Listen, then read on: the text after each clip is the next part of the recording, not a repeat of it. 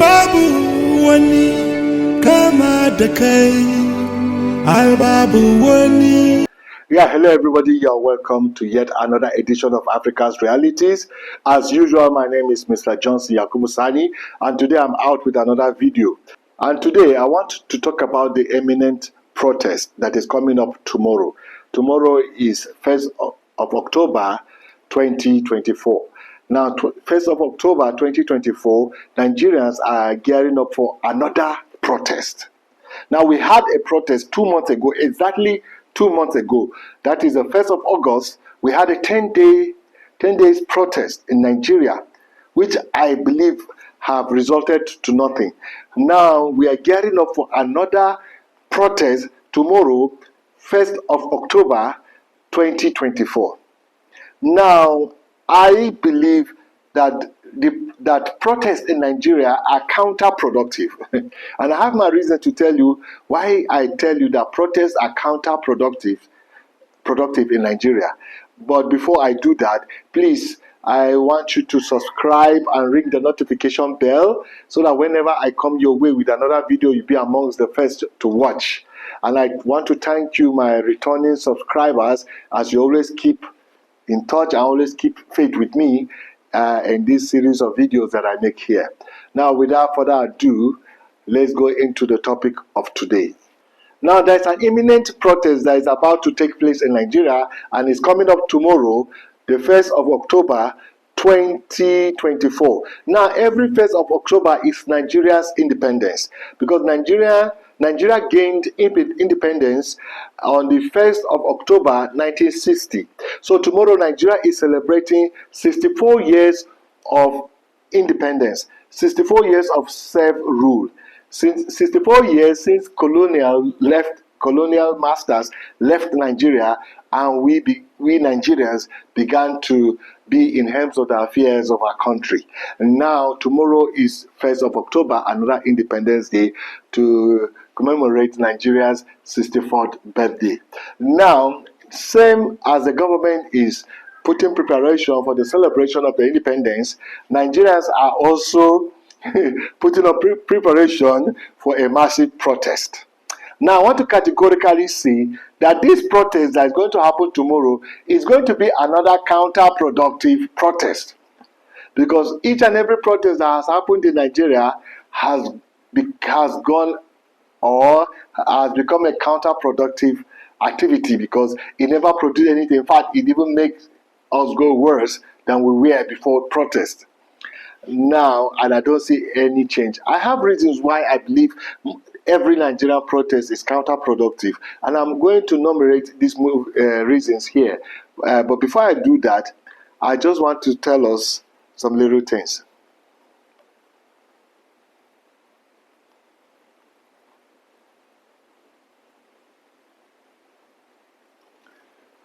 Or let me just go to the reasons why I believe protests are counterproductive, and why I believe that the protest that Nigerians are gearing up to embark upon tomorrow is going to be another counterproductive exercise. Now, first of all, Nigeria, we are a very disunited country. That is the first reason why protests don't amount to anything in Nigeria, because we are very disunited.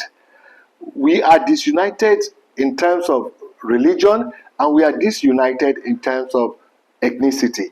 So the politicians are always finding a way to disunite us.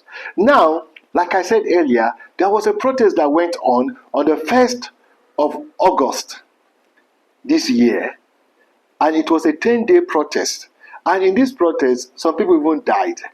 And I want to tell you that the protest was for one of the key points for the protest is that government should revert back to the subsidy regime, because prior to this government coming into power in about 1.5 years ago, Nigeria, we have a subsidy regime whereby government regulate the price of petrol for Nigerians to buy at a regulated price, but the regulated price is below the production and market price of petrol or PMS or whatever you call it. or gas, like the Americans call it, now is regulated far below the value or the market price of the product. So government now they pay the balance of the regulated price. They pay for Nigeria so that Nigeria can be able to afford petrol at a reduction cost. Now, this subsidy regime came with a lot of corruption. A lot of corruption. We all knew all the corruption that went in the subsidy regime that Nigeria was doing before, and these are the corruption. Some Nigerians, people don't think holistically of the entire nation. People are very individualistic, and so when people bring forth the PMS or the petrol to be sold to Nigerian consumers, there are officers in the Nigerian civil service who are the officers who check or who record the number of PMS being brought into Nigeria or PMS being released to Nigerian public for consumption. Now, these officers, they kind of collude with the marketers of these PMS, and they inflate the quantity that has been brought for consumption, for Nigeria's consumption. Now, let's say a marketer brings in 10 million liters of fuel to the Nigerian market. Now, he will now collide with these people who are the officers, and instead of writing it was 10 million liters that was brought in, they will even write 20 or 30 million liters that the marketer has brought in, instead of writing 10 million liters. Now you see, and now when this goes into the government will pay subsidy on 30 million liters instead of 10 million liters that was solely consumed by Nigerians. The government will pay for 30 million liters subsidy on 30 million liters, and all this money are going to be shared by the petroleum company, marketing company, with the Nigerians who are in government, and they will just share, and everything will just go into record that so amount went into paying a subsidy of so liters of petrol. Now you see how this corruption we are going on. And another way of corruption is that our neighboring countries here, the countries who have borderlines with us, countries that have borderlines with us, they don't have their government subsidizing fuel or petrol for them. So you see, Nigerians marketers will bring petrol into Nigeria, and it will be recorded that they've entered with petrol for Nigerian consumption, so liters of petrol. But those petrol, then they'll find a way through smuggling, and they smuggle it out of Nigeria to the neighboring countries, where those countries will pay a much higher price, because there is no subsidy in such countries. They will pay higher price on a petrol that has been subsidized by Nigerian government. So you see all the corruption. You take it out of Nigeria, they pay the original price of the petrol, but the petrol that was taken out of Nigeria through the Nigerian borders has been subsidized by Nigerian government. So there are a lot of corruption, and we all knew that in the subsidy regime, Nigeria cannot survive with the subsidy regime, because at a point, it's like the entire money Nigeria was making went into paying the subsidies. That Nigeria had to even borrow money. The Nigerian federal government had to borrow money to pay salaries of workers. Because of the corruption in the subsidy regime, people will just come with all forms of claims, and the government will just be paying every paper that has been brought before it, and this paper had been forged, and this paper had been inflated. That's the word. Inflated, amount inflated, quantity inflated, so money to pay for subsidies are overblown. And we all knew that the subsidy regime will not continue. But this government that came in, the government of President Bola Tinubu, came and removed the subsidy. And when he removed the subsidy, there is a form of inflation that we have never seen in the history of Nigeria. Inflation. Prices were quadrupled. Salaries hasn't increased, but cost of goods and market prices have quadrupled. In fact, more than quadrupled. At a point, maybe a measure of a mudu of rice, that a mudu is what we used to measure rice in Nigeria. Maybe a mudu was like 400 in the market. Now it's like 2,000 naira in the market. A mudu of rice. This is how prices just became inflated. And Nigerians are suffering. And this is what informed all the protests that people want to protest because of the hardship that Nigeria have been subjected into. There is enormous hardship in Nigeria right now. And people want to protest. But these protests are counterproductive because the last protest we had, before the last protest, we've had a protest in 2021, which we call the NSAS protest. The NSAS protest has a nationalistic outlook, but it wasn't a national protest because a lot of Nigerians didn't buy, and I'll say it later. Don't worry, I'll come to it. But the NSAS protest was a protest against police brutality because police were becoming brutal and police were not going by the book, and the police we are just killing people anyhow and doing things anyhow they want to do. And it informed the protest of the NSAS protest. Now, the NSAS protest has not really yielded anything because the Nigerian police has not changed. The Nigerian police hasn't changed. Even after the NSAS protest and even people were killed in the NSAS protest. The Nigerian police, in fact, the SARS is just a name. Name has been changed from SARS. They just abolished the name SARS. But the modus operandi of the Nigerian police hasn't really changed. So the NSAS protest hasn't really done a lot because the police are still framing people. The police, if police can kill somebody and get away with it, they do it. I'm telling you. So we see so the police hasn't changed. Now, on the 1st of August this year, there was a protest, and the protest was for government to revert back to the subsidy regime where some government subsidizing the cost of petrol. And at the time, 1st of August this year, the prices of petrol was about 780 something naira. That is before the protest. Each liter of petrol was 770 or 80 something naira. But today, 2 months after the protest, the price of petrol today is 1,000 naira. So what has the protest yielded? You did a protest 2 months ago for the prices of petrol to come down, and after the protest, the prices of the petrol went up. Bringing more hardship to Nigerians. Now, these are the reasons I say, why is it that the protests, they are like counterproductive? We have seen a country like Kenya went into protest, and the protest made government to revert on the policy that ignited the protest.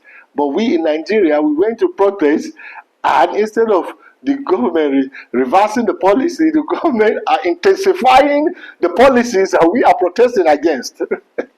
So these protests are counterproductive. And tomorrow, the 1st of October 2024, we are going into another protest for government to reduce cost of fuel so that there will be reduction in prices of food and all commodities. Now, there are reasons why protests are counterproductive in Nigeria, and I'm going to enumerate these reasons. And I'm not saying that these are all the reasons, and these are just what I can think about now, looking at the nature of Nigeria, how Nigeria operates, or what Nigeria is. These are the impediments of protests in Nigeria, or impediments to successful protest in Nigeria. Now, let's go into this little impediments that I have jotted down. Now, the first reason why Nigeria protest is ineffective is because Nigeria, we are a very divided nation. We are divided in terms of religion. We are divided in terms of ethnicity. So we are very divided. We have never been one people. Especially division is more intense within the three major ethnic groups in Nigeria. The three major ethnic groups in Nigeria. That is the Hausa, the Yoruba, and the Igbo.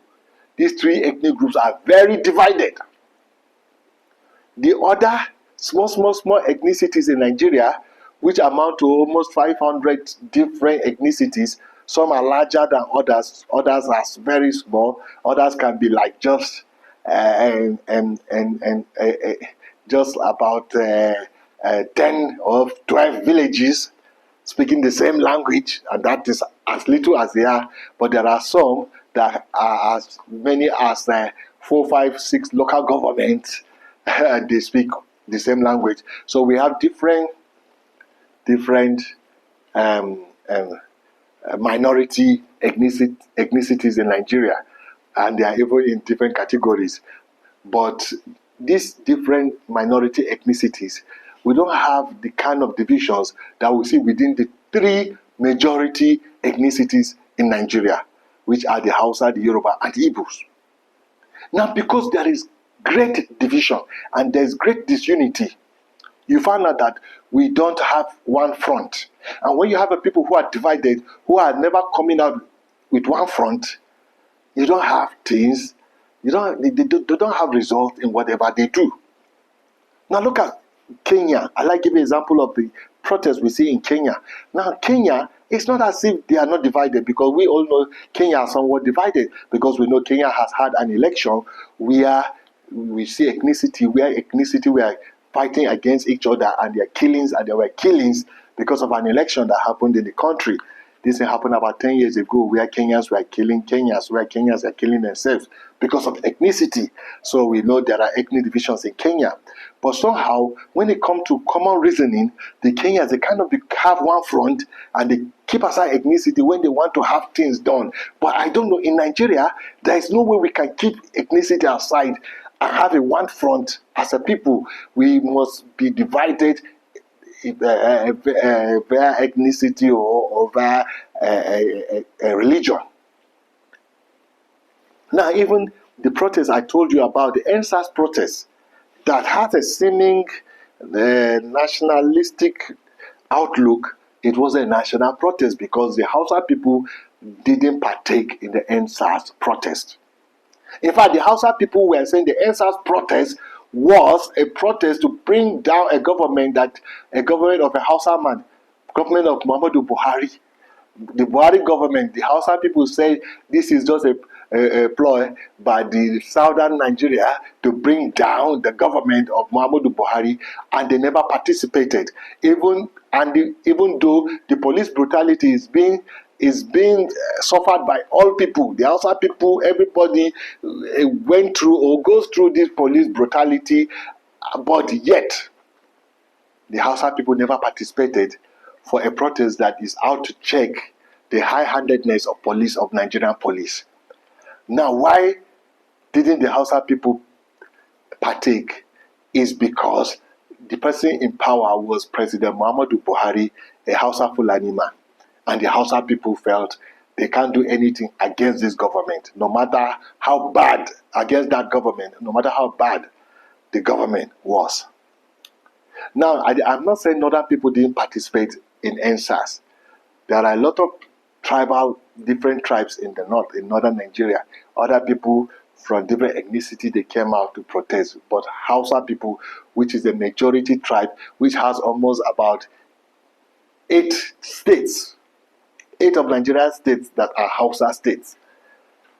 The people, the real inhabitants of these states, they didn't come out to protest. Even if you have some people, some minute people who are settlers or who are settlers in those people who came out to protest, the Hausa people never came out to protest. Now, the protest that went on the 1st of August, which was 2 months ago, exactly 2 months ago, 1st of August is exactly 2 months ago. The protest that happened 1st of August, even though we know a number of Yoruba, a lot of Yorubas came out for the protest, we still have a lot of Yorubas who now believe it was a protest to bring down the government of a Yoruba man, President Bola Ahmed Tinubu. And in fact, they told the ethnicity line. That is when they brought out Igbo must leave Lagos. Igbo must go out of Lagos. Do you know why they brought Igbo must go out of Lagos? It was a diversion. They brought ethnicity and they brought everything. Igbo were even afraid to protest. Igbo never protested. So that protest doesn't have even a national outlook, because Igbos never protested, because the Yorubas made it an Igbo targeted protest. And again, the Yorubas bringing ethnicity, and that was why that protest of 2 months ago never yielded any result. That what people asked for in the protest has been worsened. Has been worsened now, because we are divided due to ethnicity. Now, it's not as if there is this hatred. I know there's this rivalry. Nigeria, especially the three leading ethnicities. There's always rivalry about we are better people. We are more better than you. We are better. We have better culture. We are better people. We are. I don't know. There's always that rivalry between the three ethnicity. But it's not as if there is this bad blood. So people will hear Igbo must go, they will think maybe it's not like how South Africans view Nigerians in South Africa. Because South Africa view Nigeria in South Africa is a continuous thing. South Africans want Nigeria to leave South Africa. So it's not a periodic thing. It's like every day. South Africans want Nigeria to leave. Every day, South Africans want Nigeria. Whether there is an issue on ground, whether Nigeria has committed a crime that will make South Africa cry, Nigerians should leave. Or whether Nigerians have not committed any crime, every South Africa just wants Nigerians to leave. So you see, these people must leave Lagos. It's not like that. You go to Lagos now, you see Igbos and Yoruba and everybody doing business happily, hanging together, going to clubs together, happily doing things together. This thing only comes up when there is politics. Especially, it came up during the election that brought in this government, where Igbo were standing for an Igbo man, Obi, and the Yoruba man were standing for a Yoruba man. And the Yoruba people found out that Nigerians are more with Obi, with the Igbo man Obi, and the Yoruba people now began to bring ethnicity so that Igbo cannot come out to vote in Lagos. And it became something. It is politics. Immediately after the politics, we never heard about any attack or any Obama hating Igbos being in Lagos again. Until when the protests of last 2 months came up, and Yoruba now felt again that the presidency of Yoruba man Tinubu is being jeopardized or is at risk again. And they came up with Igbo must go, and they made it an ethnicity thing again. And they say it's Igbo that want to bring down the government. Igbo that hate Yoruba, that's why they are against the government, and that's why Igbo never participated in that protest. Only Hausa and half of Yoruba people who are not out for ethnicity, who are out for good governance. But the ones that are ethnic bigots or ethnicity fan, they made it an ethnicity thing, and that thing never worked. So turning every protest into an ethnicity is a diversion tactics that the politicians put on the masses, and the masses carry it up, and before you know, the protests become ineffective. Because when you divide the people based on ethnicity or based on religion, everything falls apart. Now, ethnicity plays a very big role, while protest or ethnicity or ethnic divisions play a very, very big role on the reason why protests are ineffective in Nigeria or are even counterproductive in Nigeria. And that's why I believe tomorrow's protest might end up becoming another counterproductive activity. Now, let me go to the second reason. Now, the second reason is somewhat tied to the first reason, but it can be on its own. Now, the second reason is the fear of death. The fear of death. Because every protest that happened in Nigeria, there must be people that get killed. There are always people who die. There are always people who are killed, who become dead. And because of that, now I want to tell you categorically, everyone listening to me from Nigeria, outside Nigeria, it's not as if Nigerians are cowards. It's not cowardice. No, it's not cowardice. This thing is wisdom.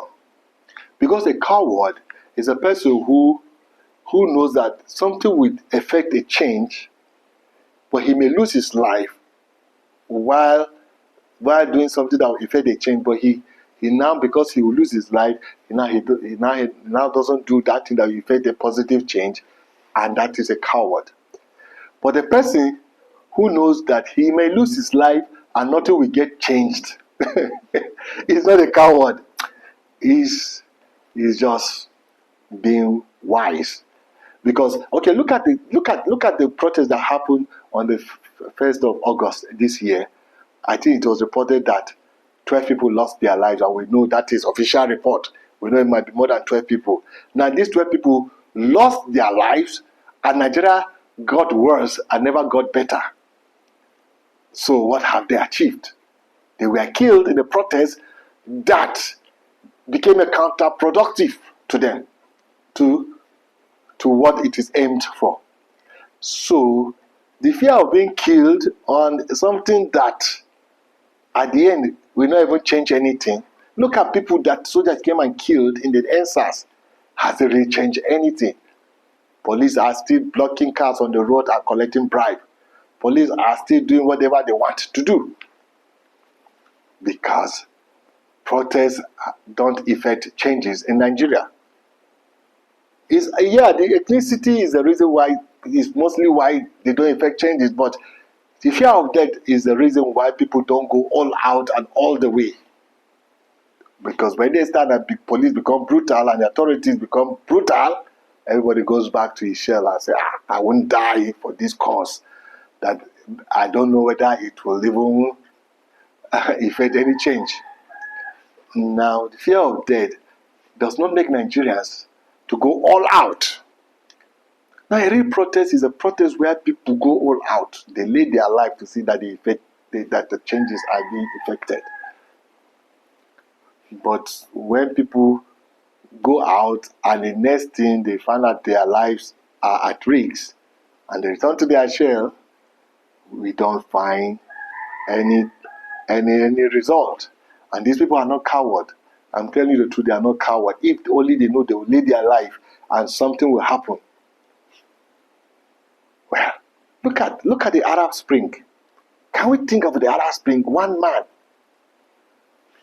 going into a government establishment and bathing himself with petrol, gasoline, or whatever you call it, and lighting himself on fire has brought a lot of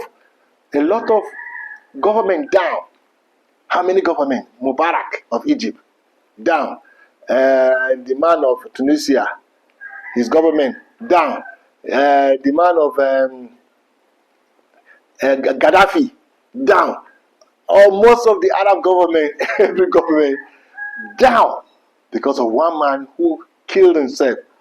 Assuming Nigeria, it will happen like that, for where you kill yourself, you are gone. No, at the end you come back, your spirit will come and look at Nigeria and see there is nothing that has been done. Not you kill yourself for nothing.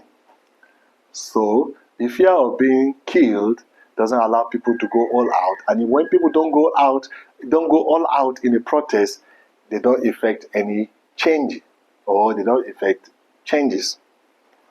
Now, my third point is this. The third point I want to say is that they say Nigerians are happy people. But are we really happy people? Are Nigerians really happy? I don't believe Nigerians are happy. But there's this thing about Nigerians, because Nigerians, we don't carry our troubles to kill us. We don't make our troubles. We don't want our troubles to give us heart attack. We don't want our troubles to give us high blood pressure. So we laugh in our hardship, in our struggles, in our pain. We try to create joy, to be joyous, so that we become healthy, so that we don't kill ourselves. So this happiness of Nigeria is the reason why people call Nigeria a happy people, because when people find out that in the conditions that Nigerians are passing through, other nations will not pass half of the condition. Other nations will pass half of the condition, and the country is already boiling. But Nigeria, if you see the conditions Nigeria pass through, and yet Nigerians will smile, and Nigeria will still be striving to come out of hardship. So the fact that there is this happiness in Nigeria, you find Nigerians smiling. Look at me, I'm smiling here. I'm in Nigeria. I know the troubles I'm passing through, but I am smiling because I'm in Nigeria. We smile through our struggles, we smile through our problem, so that we don't have heart attack. Because if we don't smile and if we are not joy, we don't give ourselves joy, we'll be dying, and we'll be dying of heart attack. So maybe the fact that we try to smile and we don't go anger all the way makes us not to go all the way when we want to effect changes into this country. Now, these are just few of the things I believe that make Nigeria not to effect changes when they protest or when they come out to make demands. So, having said all this, I want to tell Nigerians, let's not protest tomorrow. We end up bringing hardship. We end up having market closed. We end up making people Nigeria, and we all know that Nigerians, we live daily. Nigerians, 60% of Nigerians or more live daily. They go out and they find what they can get today, and they eat to take care of themselves today, and tomorrow they go out to find for what they will take care of themselves tomorrow. So we are a country of SMEs. We don't have organized private sector of multi companies everywhere, employ people everywhere, because we are not much of a productive country. We are much of an import-oriented country. So we are a consuming country. We import a lot of things from China, from everywhere.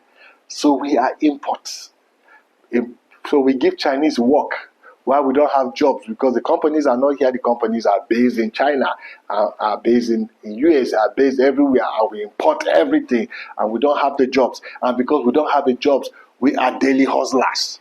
So because there are no companies producing things in Nigeria, things we consume are being imported, so we found out that we become daily hustlers. And because we are daily hustlers, when we shut down our economy, we are going to subject a lot of people into undue hardship and hunger, because they live by daily. They go out to fend for what they will eat daily.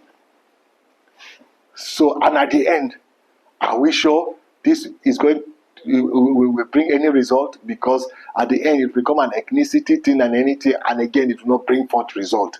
Why do we want to go into another protest? So I say, let us not go into another protest.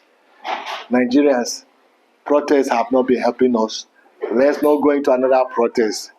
Let's strive and see that we bring in a government that is going to work for everybody at the end in the next 3 years, 3.5 years, or whatever. But let's not go into protest. Protests are not yielding results. So there is no need we going to them. We just had one 2 months ago. We want to go to another one, and they are not yielding results. So this is my point. Let's jettison this idea of a protest that we want to embark on tomorrow. Well, thank you for listening to me. Sorry, this video has gone a little long. Thank you for listening to me. And until I come your way with another video, please, let's not go into another protest. Thank you very much.